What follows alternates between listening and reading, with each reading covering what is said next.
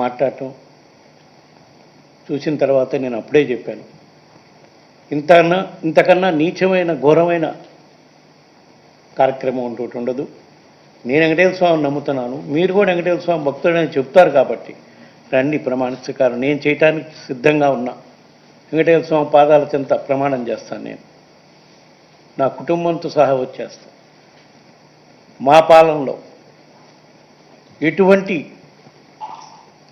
చంద్రబాబు నాయుడు గారు ఆరోపణ చేసినట్టు ఎటువంటి అక్రమాలు, నీచమైన కార్యక్రమాలు జరగలేదు. మీరు ఏదైతే నింద మోపారో మీరు దానికి కట్టుబడిన పని అయితే రండి, మీరు కూడా ప్రమాణం చేసి చెప్పండి. లేదా మీరు భక్తుల మనోభావాలు దెబ్బతినే విధంగా చేసిన దానికి మేము చట్టపరంగా, న్యాయపరంగా ఏం చర్యలు తీసుకోవాలో ఆ కార్యక్రమం చేస్తాం. ఇప్పుడు సిద్ధమా? నేను ఇక్కడనే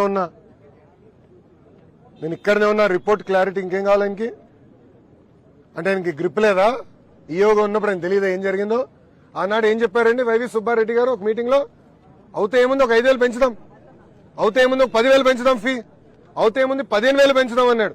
అంటే ఎంత అహంకారంగా వివరించారండి. అంటే సామాన్యులు దేవుడి దగ్గరికి వెళ్ళకూడదా? దర్శనం చేసుకోకూడదా? అంటే అడ్డగోలుగా అన్ని పెంచేస్తే సామాన్యులు ఇబ్బంది పడేదానిక? ఆ వీడియో కూడా బయటకు వచ్చింది, మీడియా మిత్రులందరి దగ్గర ఉంది ఆ వీడియో. నేను సూటిగా ప్రశ్నిస్తున్నా, అది చెప్పింది అవునా కాదా? ఎస్, నేను తిరుపతిలో ఉన్నా, రండి, నేను ప్రమాణం చేశాను, నేను సిద్ధంగా ఉన్నా, దాంట్లో ఎలాంటి సందేహం లేదు. ఇంకా రిపోర్ట్లు వచ్చిన తర్వాత మేము ఎందుకు భయపడాలండి? చాలా క్లారిటీగా ఉంది. వైవి సుబ్బారెడ్డి గారు కూడా నేను సూటిగా ప్రశ్నిస్తున్నా. గతంలో మీరు ఇలానే పింక్ డైమండ్ రాజకీయాలు చేశారు. ఆనాడు ప్రత్యేకంగా నా పైన, మా ముఖ్యమంత్రి చంద్రబాబు నాయుడు గారి పైన ఆరోపణలు చేశారు. దేవుడు పింక్ డైమండ్ ఏదో దొంగలిచ్చామని. ఏమైంది స్వామి అది? 5 సంవత్సరాలు మీరు ఏం పీకారని అడుగుతున్నా. అంటే రాజకీయం చేస్తాం తప్ప పవిత్రత కాపాడుతాం మీకు తెలీదా అని సూటిగా వైవి సుబ్బారెడ్డిని నేను ఈరోజు ప్రశ్నిస్తున్నా. 2019 నుంచి 24 వరకు పదే Telugu Desam party, Janasena party, Bharatiya Janata party ఆనాటి ప్రభుత్వం పైన, ప్రత్యేకంగా టీటీడీ వ్యవహారాలపైన చాలా స్పష్టమైన ఆరోపణలు చేస్తాం జరిగింది. ప్రధానమైన ఆరోపణ, భక్తుల్ని ఏకంగా దేవుడికి దూరం చేశారు. ఏ ప్రభుత్వం చేయని విధంగా అన్ని ఛార్జీలు విపరీతంగా పెంచారు. సామాన్యులు వెళ్లి భక్తుల దగ్గర దర్శనం చేసుకునే పరిస్థితి లేకుండా చేసింది ఆనాటి వైకాపా ప్రభుత్వం. అంతేకాదు ప్రజలందరూ సోషల్ మీడియాలో కానివ్వండి, మీడియా మిత్రుల ముందలు కానివ్వండి, ఆనాడు చాలా స్పష్టంగా చెప్పారు, అన్నదానంలో నాణ్యత లేదు, తిరుమల లడ్డూలో నాణ్యత లేదు, లడ్డూ సైజు కూడా పడిపోయింది అని చాలా స్పష్టంగా ప్రజలు, భక్తులు ఆనాడు మాకు చెప్తాం జరిగింది. నేను పాదయాత్ర చేస్తున్నప్పుడు చంద్రగిరి నియోజకవర్గంలో ఏడుకొండల వైపు చూసి ఆనాటి ముఖ్యమంత్రి జగన్మోహన్ రెడ్డి గారు చెప్పా, ఏడుకొండల జోలికి వెళ్లొద్దు, మీరు సర్వనాశనం అవుతారని. కానీ వినలేదు. అక్కడ కూడా ఎప్పుడు లేని విధంగా అవినీతి చేశారు. దాంట్లో భాగంగా కల్తీ నెయ్యి వాడటం జరిగింది.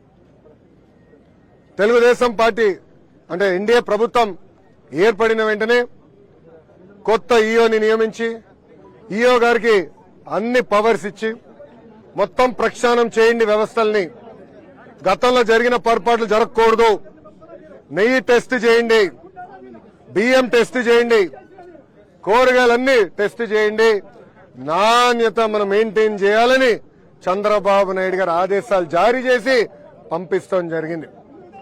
దాంట్లో భాగంగా ఈఓ గారు నెయ్యిని ప్రత్యేకంగా ఎన్డీడీబీ ల్యాబ్కు పంపిస్తే దాంట్లో చాలా స్పష్టంగా ఈరోజు ఆధారాలు బయట పెట్టాం.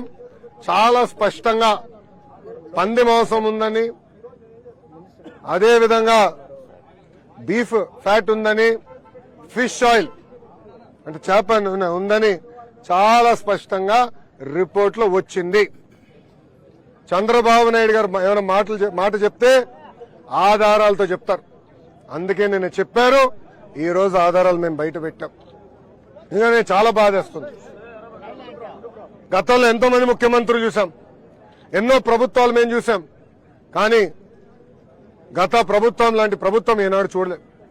జగన్మోహన్ రెడ్డి గారు లాంటి ముఖ్యమంత్రిని ఏనాడు మనం చూడలేదు. ముఖ్యంగా వెంకటేశ్వర స్వామి జోలికి వెళ్లారు, నాణ్యత లేకుండా చేశారు, దేవుడిని భక్తులకి దూరంగా చేశారు. ఒక మాట చెప్పాలంటే టీటీడీ కేవలం ఆనాటి ధనవంతులకి, ఇంకో పక్కన వాళ్ళ మిత్రులకి, శ్రేయోభిలాషుల కోసమే మెయింటైన్ చేశారు తప్ప సామాన్యులకి దూరం చేశారు. అందుకే సంస్కరణలు తీసుకొచ్చాం, పవిత్రం మేము కాపాడుతాం, దాంట్లో ఎలాంటి సందేహం లేదు. సంస్కరణలు తీసుకొస్తాం, మళ్ళీ పూర్వ వైభవం తీసుకొచ్చే బాధ్యత ఎన్డీఏ ప్రభుత్వం తీసుకుంటుందని ప్రజలందరూ తెలుపుకుంటూ, నిజంగానే చాలా చాలా బాధేస్తుంది. నిన్న చంద్రబాబు నాయుడు గారు చెప్పినప్పుడు అక్కడున్న శాసనసభ్యులు మేము అందరం షాక్కి కూడా గురయ్యాం. అదైన తర్వాత రాత్రి మేము అందరం కూడా మాట్లాడుకుంటాం జరిగింది. ఈ రోజు ఆధారాలు బయట పెడతాం కూడా జరిగింది. మా అందరి పైన బాధ్యత ఉంది. ఆ పవిత్రతను కాపాడాలి, ప్రక్షాళన చేయాలి, నాణ్యత మెయింటైన్ చేయాలి. ఆల్రెడీ ప్రజలందరూ తెలుసు, భక్తులందరూ తెలుసు. కొత్త ఈఓ గారు వచ్చిన తర్వాత నాణ్యత చాలా పెరిగింది. మెరుగైన సదుపాయాలు భక్తులకు అందిస్తున్నాం. క్యూలో ఎవరు నిలబడితే వాళ్ళకి టైంకి మజ్జిగ, పిల్లలుంటే పాలు, ఇవన్నీ కూడా ఎన్డీఏ ప్రభుత్వం అందిస్తుంది. ముందు ముందు ఇంకా మంచి పనులు చేస్తామని ప్రజలందరూ తెలుపుకుంటూ, ఇప్పుడు మీడియా మిత్రులకి ఏమైనా ప్రశ్న ఉంటే దానికి నేను సమాధానం చెప్పేదానికి సిద్ధంగా ఉన్నాను. సార్, టీటీడీ విజిలెన్స్ లో ప్రాథమిక నివేదికలో ఉందని చెప్పేసి జంతువుల నూనె వాడగా స్పష్టంగా ఆధారాలు బయటపడ్డాయి. అంటే ఎలాంటి విచారణ చేయబోతుంది మీ ప్రభుత్వం? రిపోర్ట్ ఈ రోజు బయటకు వచ్చింది. ఏ అధికారులైతే ఆనాడు కేఎంఎఫ్ ని తీసేసి ఎవరెవరికో టెండర్లు ఇచ్చారో, ఎవరు వాళ్ళు, ఎందుకు చేశారు, దాని వెనకాల లావాదేవీలు ఎవరు చేతికి ముట్టినాయి, ఆ వివరాలను బయట పెడతాం. అంతేకాదు కొత్త గెస్ట్ హౌస్ కట్టినప్పుడు కూడా అనేక వయలేషన్స్ కూడా గత ప్రభుత్వాలు చేస్తాం జరిగింది. వాళ్ళ మనుషులు కావాలని ఎగ్జంప్షన్లు కూడా ఇస్తాం జరిగింది. ఇట్లా అనేక విషయాలు ఒక్కొక్కటి బయటపడుతుంది. ఇవన్నీ ప్రజల కోర్టులో మేము పెడతాం, మేము వదిలిపెట్టాం. ఈ మాజీ టీటీడీ చైర్మన్ అరెస్ట్ చేసే అవకాశం ఉంటుందా సార్? ఇద్దరిని, వైవి సుబ్బారెడ్డిని, సోమన్ కరుణాకర్ రెడ్డి. ఇన్వెస్టిగేషన్ జరుగుతుంది కదా, రిపోర్ట్ వచ్చింది, దానిపైన రేపు ఇన్వెస్టిగేషన్ మొదలు పెడతాం. తప్పనిసరిగా యాక్షన్ తీసుకుంటాం. దీంట్లో ఎవరు ఇన్వాల్వ్ అయి ఉన్నారో వాళ్ళపైన తప్పనిసరిగా యాక్షన్ తీసుకుంటాం. నువ్వు మాట చెప్తున్నా, వాళ్ళు గుండె పైన చేయబెట్టుకునే ఒక మాట్లాడమని చెప్పండి.